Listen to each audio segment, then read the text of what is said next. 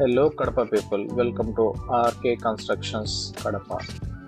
ఈరోజు మరొక 2 BHK 3 cents house, very peaceful and చాలా spacious with car parking include with plan approval అన్నిటితో కలిపి మన కడప టౌన్కు చాలా దగ్గరలో, మన